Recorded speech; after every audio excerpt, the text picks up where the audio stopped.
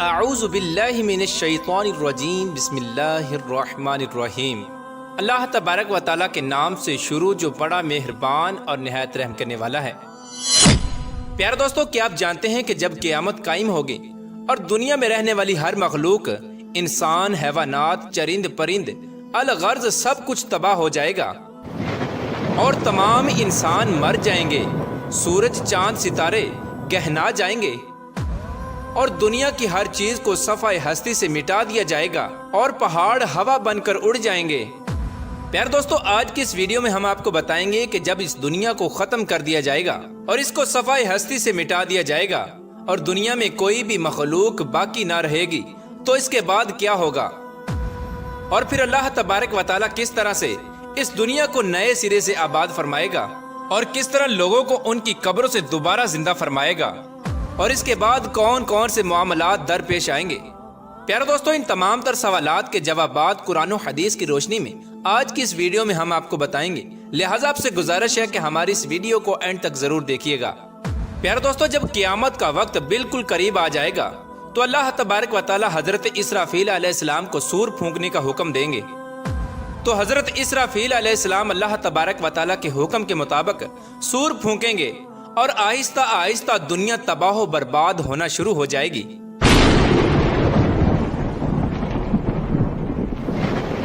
اور روئے زمین پر بسنے والی ہر مخلوق، انسان، جنات، چرند پرند، الغرض کوئی بھی چیز ایسی باقی نہ ہوگی جو زندہ ہو۔ اس وقت سب کا نام و نشان مٹ جائے گا اور سب کچھ تباہ و برباد ہو جائے گا،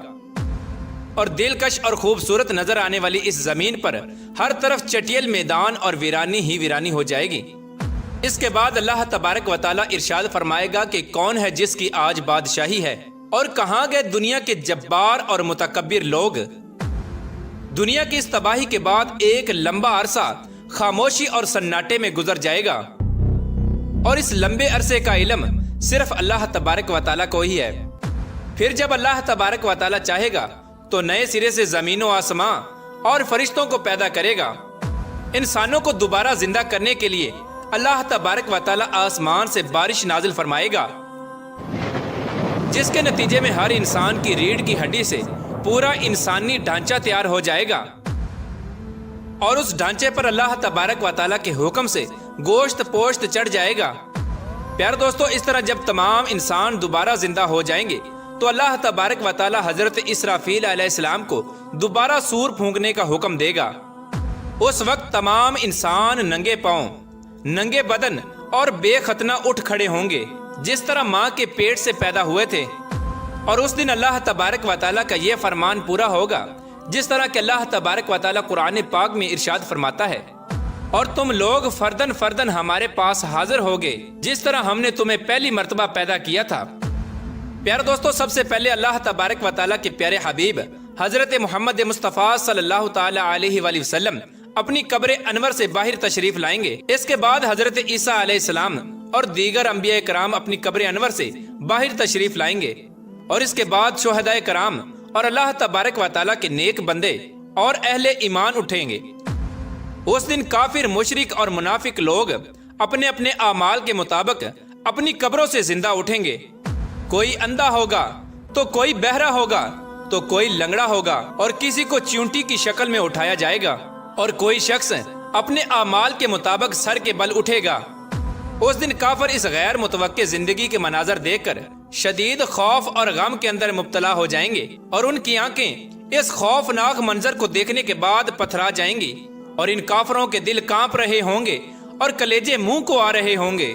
اس دن اتنا وحشتناک عالم ہوگا کہ کوئی غمسار اور مددگار نہ ہوگا، اور اس دن نہ ہی کوئی ایک دوسرے کو پوچھنے والا ہوگا،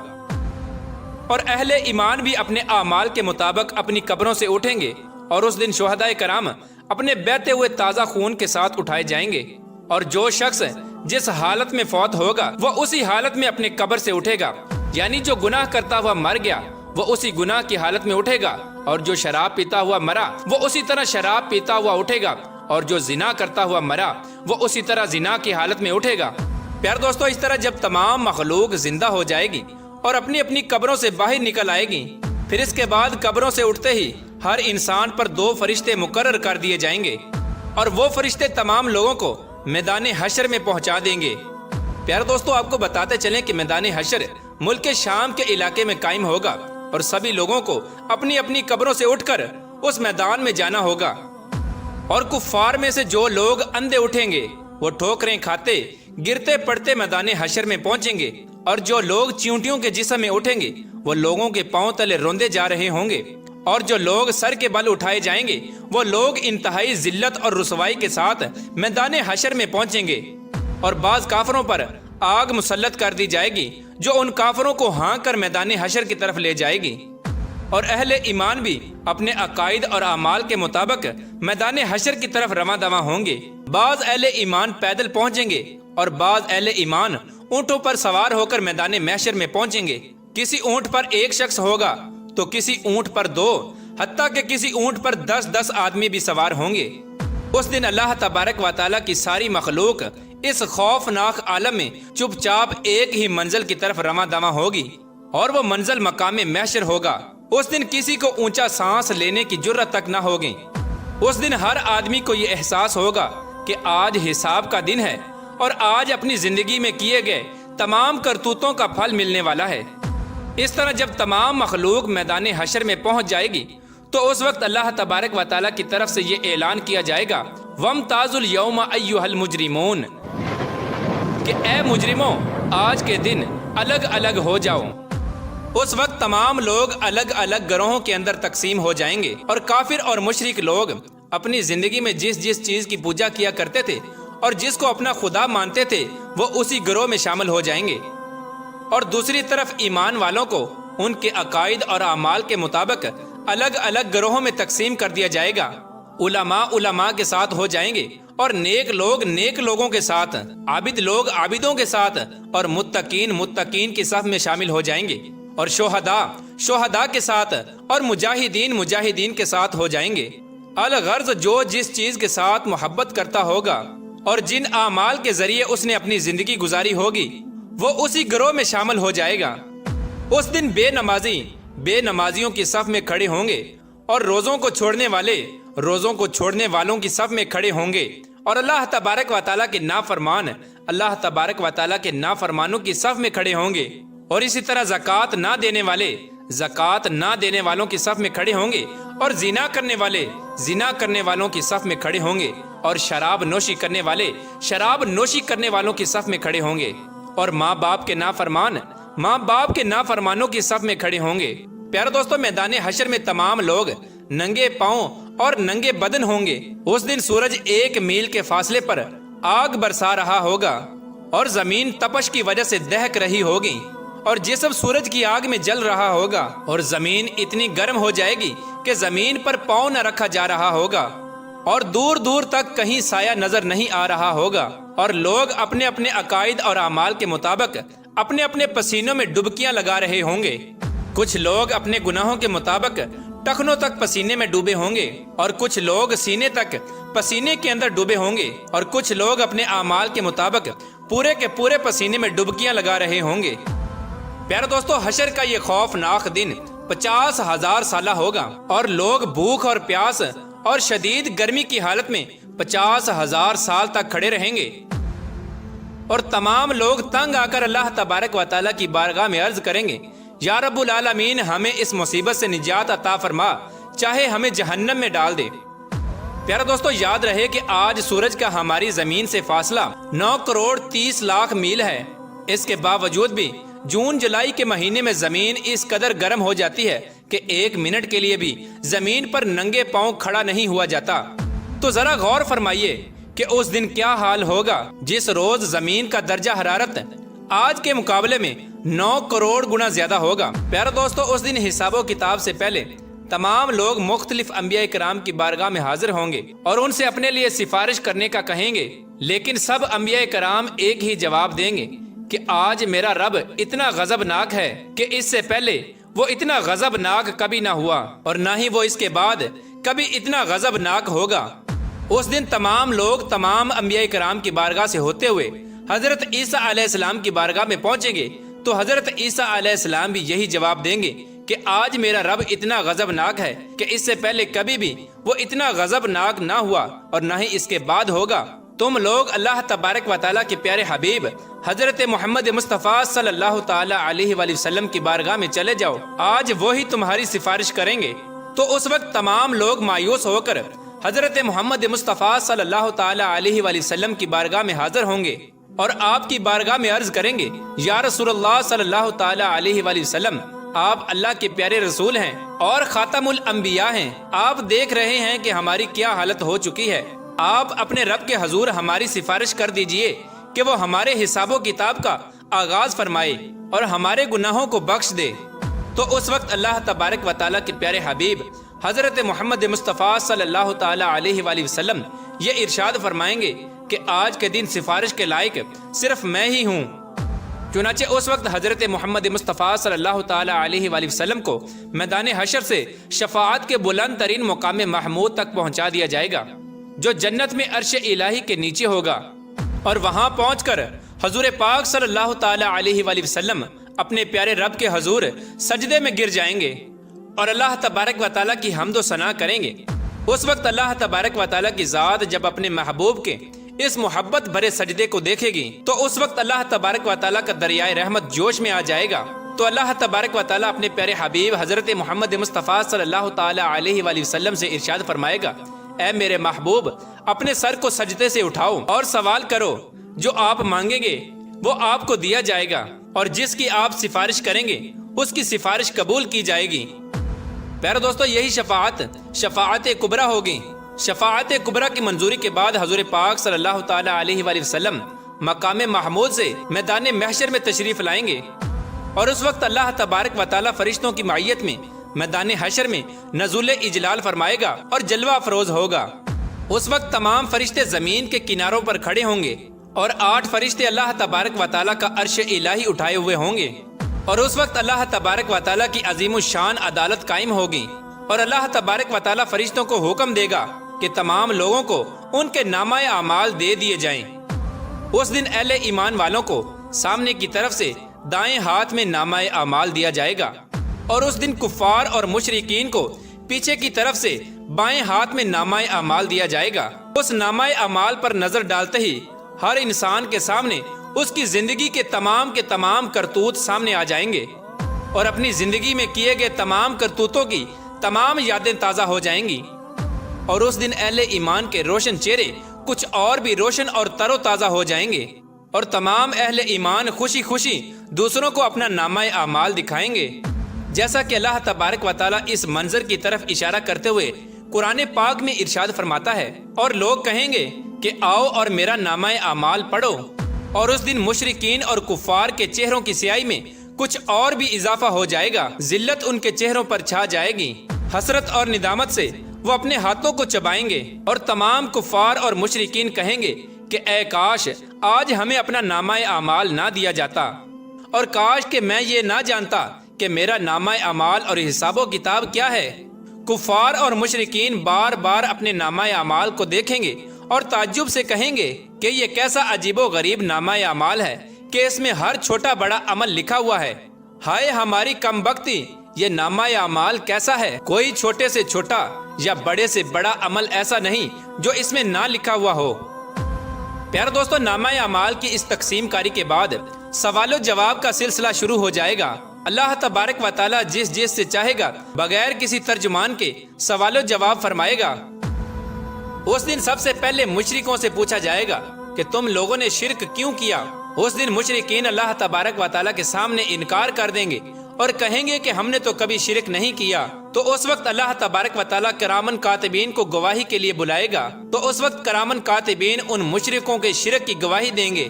لیکن مشرک لوگ پھر بھی اللہ تبارک و تعالیٰ کے سامنے انکار کر دیں گے۔ اس وقت شرک سے بھرا ہوا کرامن کاتبین کا لکھا ہوا نامہ اعمال ان لوگوں کے سامنے رکھا جائے گا۔ مشرک اس نامہ اعمال کو دیکھ کر بھی انکار کر دیں گے۔ اس کے بعد پھر اس دور کے انبیاء کرام، اولیاء کرام، علماء کرام کو گواہی کے لیے بلایا جائے گا، تو وہ بھی ان کے شرک کی گواہی دیں گے، لیکن مشرک بدبخت لوگ ان کی گواہی کا بھی انکار کر دیں گے۔ اس کے بعد پھر وہ جگہ جہاں پر انہوں نے شرک یا کفر کیا تھا، اس جگہ کو گواہی کے لیے بلایا جائے گا، اور وہ جگہ مشرکین کے شرک کی گواہی دے گی، لیکن مشرک لوگ اس کا بھی انکار کر دیں گے، اور مشرک لوگ اللہ تبارک و تعالیٰ کی طرف مخاطب ہو کر کہیں گے کہ یا اللہ تم نے اپنے بندوں کو کیا ظلم سے پناہ نہیں دی؟ تو اللہ تبارک و تعالیٰ ارشاد فرمائے گا کہ ہاں میں نے اپنے بندوں کو ظلم سے پناہ دی ہے۔ تو مشرکین اللہ تبارک و تعالیٰ کی بارگاہ میں عرض کریں گے آج ہم اپنی ذات کے علاوہ کسی کی گواہی کو قبول نہیں کریں گے۔ چنانچہ اس وقت اللہ تبارک و تعالیٰ مشرکین کی زبانوں پر مہر لگا دے گا اور ان کے اعضاء کو بولنے کا حکم دے گا۔ اس وقت مشرکین کے تمام اعضاء یہ گواہی دیں گے کہ ہاں انہوں نے شرک کیا تھا، اور اس طرح ان کے اعضاء کی گواہی کی وجہ سے ان پر جہنم واجب کر دی جائے گی۔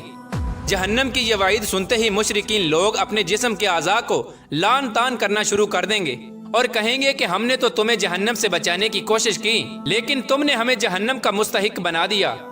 تو اس وقت وہ تمام اعضاء جواب دیں گے کہ جس اللہ تبارک و تعالیٰ نے تمہیں قوت گویائی عطا فرمائی ہے اس نے ہمیں بھی بولنے کا حکم دیا تھا، تو ہم کس طرح اس کی نافرمانی کر سکتے تھے؟